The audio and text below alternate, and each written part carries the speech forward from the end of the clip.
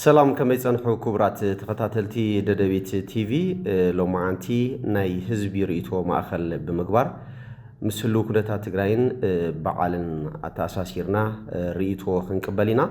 ፍላይ አብዚ ሶሙን እዚ አብ ለዕለ ደደቢት ሚዲያ ዝተፈጸመ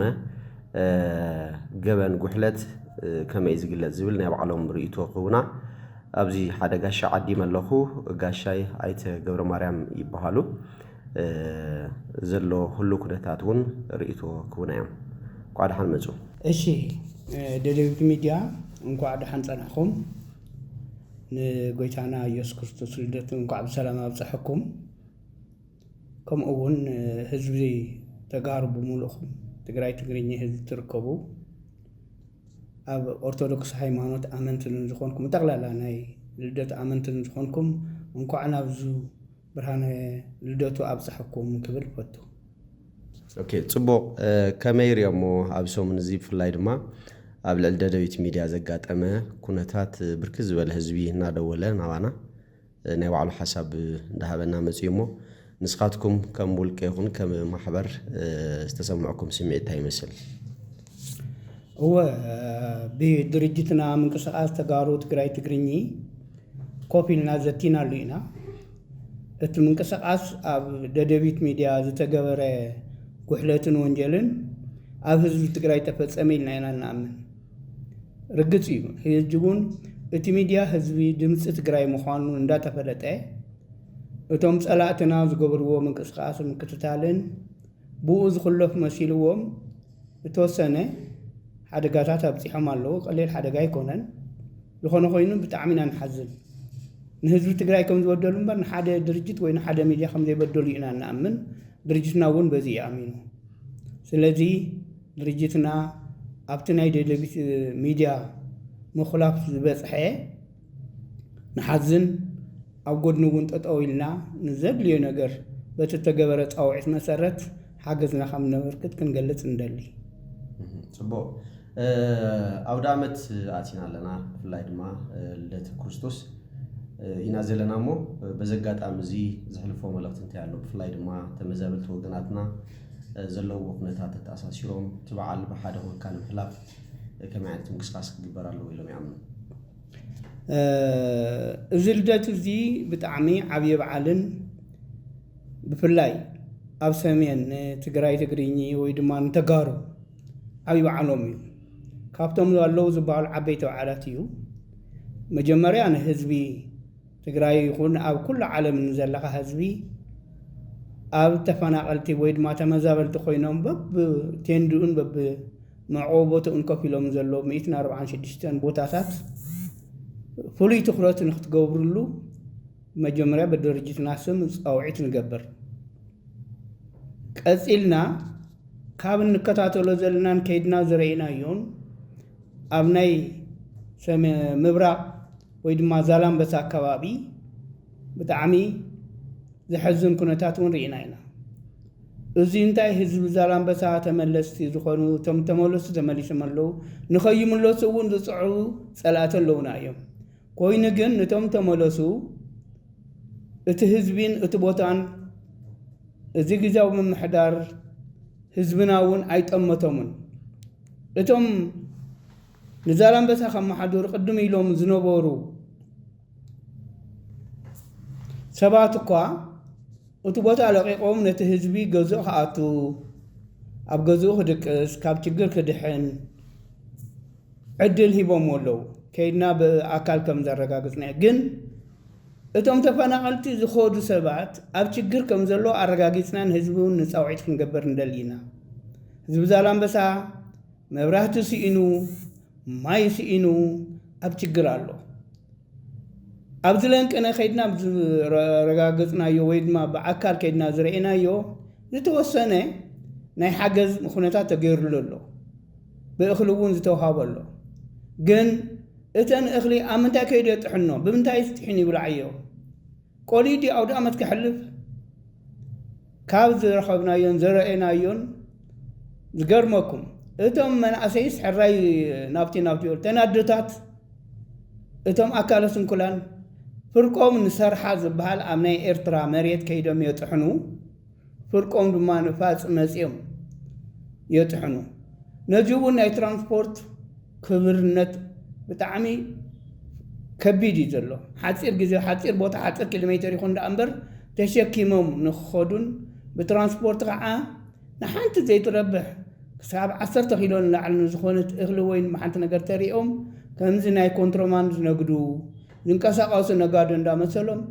ካብቲ ናይ ሰብ ዘኽፍልዎ ዋጋ ንላዕሊ ስለ ዘኽፍልዎም ዘለዉ ፃውዒትና ኣብ ደገ ዘለኻ ህዝቢ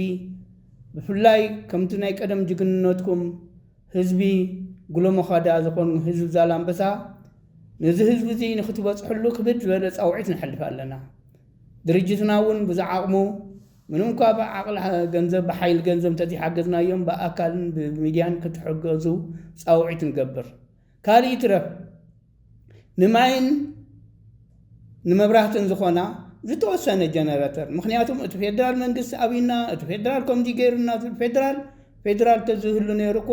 ህዝበይ ኣትዩ ኢሉ ተሓጒሱ ተቐዳዲሙ ነቲ ህዝቢ ኣድለይቲ ዝኾኑ ቅድመ ኩነት ከዘጋጅወሉ ይግብኦ ነይሩ ገዝኦም ከይዶም መደቀሲ ኢኖም ቆርቆሮ ዝፈረሰ ኣሎ ልክዕ እዩ ኩነታት ጦርነት እንድሕራዲ ችግር ኣሎ ግን ኣብታ ገዝኦም ከይዶም ንክሓድሩ ኣረጊቴ እንዳዝተሓባበሮም ባህር ዛፍ ዝተሓባበሮም ሲኢኖም ኣብ ችግር ይኸዱ ይምለሱ ይኸዱ ከዓ ኣብ ደገ ደቂሶም ዝሓድሩ ሰባት ስለ ዘለዉ እዚ ፃውዒት እዚ ኩሉ ካብ ዓለም ዘለኻ ህዝቢ ትግራይ ተጋሩ ብምሉእኹም ግዜያዊ ፍታሕን ካብቲ ናይ ሕንፃት ዘይገደለ ካብ ምስ ሕንፃት ወይ ድማ ናይ ዓዲ መሓመዳይ ካብ ዝባል ከምኡ እውን ኣብ ተፈላለየ ኣብ ዓድዋ ኣብ ኣኽሱም ብፍላይ ኣብ ሽረ ዘለዉ ተፈናቐልቲ ከምኦም ምስ ተወድኡ ናብ ሚድያ ወፂኻ ምዝራብ ጠቕሚ የብሉን ኣቐዲምና ንሓግዞም ኣብ ችግር ከይወደቑ ከለዉ ብዝከኣል መጠን ከምኡውን ህዝቢ ኤርትራ ከምቲ ዝመጻኻዮ ሓገዝ ንህዝቢ ዛላምበሳ ሓውካ እዩ ጎረቤትካ እዩ ሰላም እዩ ዝደሊ ዘሎ ሰላም ኣሎ ነቲ ሰላም እውን ተግባራዊ ንክኸውን ሓገዝከትኩም መብራህትን ከምቲ ትገብርዎ ዘለኹም ናይ ጥሕኑ ናይ ገለ ምሕላፍ ብዘይ ምቅዋም ተሕልፍዎም ትሕግዝዎም ዘለኹም ከምኡውን መብራህትን ማይን ሓገዝ ንኽረኽቡ ፃውዒት ንገበር ኣለና ክትሕግዙ እዚ ፃውዒት እዚ ነመሓላልፍ ንህዝቢ ዛላምበሳ ዝለዓለ ዝኸበረ በዓል ክኾነልኩም ሰናይ በዓል ሰናይ ዘመን ክኾነልኩም እውን ድርጅትና ድርጅት ምንቅስቓስ ተጋሩ ትግራይ ትግርኛ ኣልውሃ ምላሽ ፃውዒት የቕርብ መልካም በዓል ጽቡቕ በዓል ክኾነልኩም ድማ ንምነ ጽቡቕ እምበር ኣብቲ ናይ መጀመርያ ትንክፍ ከም ዘበልናዮ ኣብ ደደቢት ሚድያ ኣጋጢሙ ዘሎ ኩነታት ዝፍለጥ እሞ ነዘመልኪቶም ኣብ መወዳእታ ዝሕልፍዎ መልእኽቲ እንታይ ኣለዎ እወ ደደቢት ሚድያ ኣጋጢሞ ኣይኮነን ንህዝቢ ትግራይ እንታይ ኣጋጢሞ ዝብል ስያሜ ክትቦ እየ ዝደላኒ እዚ ድምፂ እዚ ድምፂ ህዝቢ ትግራይ እዩ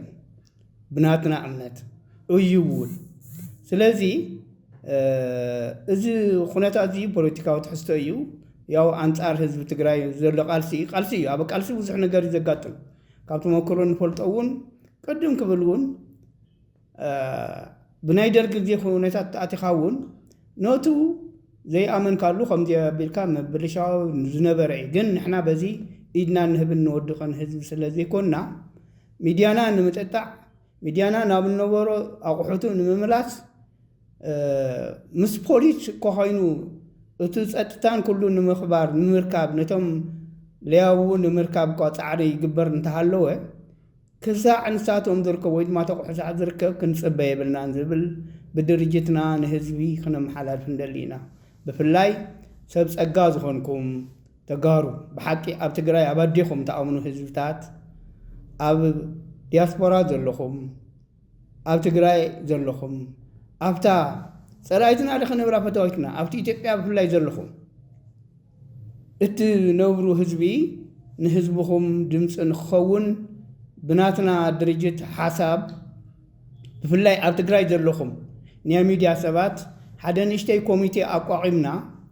እተን ጠፊአን ዘለዋ ኣቑሑት ኣቐዲምና ነዚ ድምፂ እዚ ሓገዝ ንክኸውን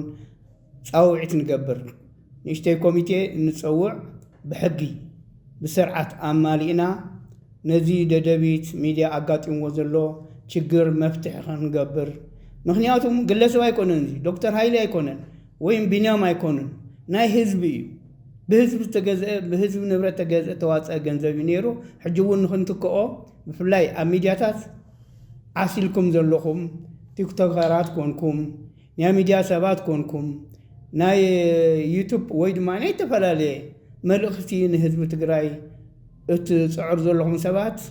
منالات التأمن له أمناي تجراي حزب التأمن سبات نشتى كوميتي قائمنا ذا عقمنا أواتينا جزي هابنا أبز قربا جزي خمتو نهصص إرداتا حجز نوفر ذلنا نزي أون بذك المتن تنتفي أنزلوا أوحد نهزبي تكينا أنت نركبوس أو عيت نقبر نعناون بدرجتنا ون دعقمنا منهم كاسب بزح عقم تزي كنا دعقمنا أقول نخينا كوميتي نقاوم نتم ميديا تزلوا خمسات أو عيت نقبر لنا نزل أو عيت زيون بسلكي نابدأ دبيت ميديا نهوا لنا بزي زلوا خمس حوابرتي أبت سلكة أخينا أخيوا غيرنا حدا وصاني تنوسن زبل حساب لنا يقني لي نخول لحزب تجراي بفلاي نتي دي اف تقادلتي أب برخا تتان مخبار بقرن بصحين نحزب تجراي قالسين شجرن تحلفوا زلكم ملكام صبغ بعد نخون لكم دا تمنينا كم أول أب سدت كوينكم كم أرم سبعة أب قالسن أب حزب تجراي شجرن مفتح غيركم ገንዘብኩም ታትርخبوا ገንዘብኳ ነተተፋናቀል ገንዘብ አውጽኢኹም ከተحجዙ አሚዲያታ ሰሚዕና ስለዘልና እንዳድነቅና እዚ ምንፋዓትኩም ሰላም በዓል ንኾነልኩም ንኹልኹም ኣብ ሱዳን ትርከቡ ተፈናቀልቱን ጻውዒትና ሰላምን ንሕልፍ ይቀንየለይ ንዝገበርኩም ወደ ደቢት ሚዲያውን ኣብ ጎድንኩም ኣለና ይቀንየልና ነምስግን ይቀንየለይ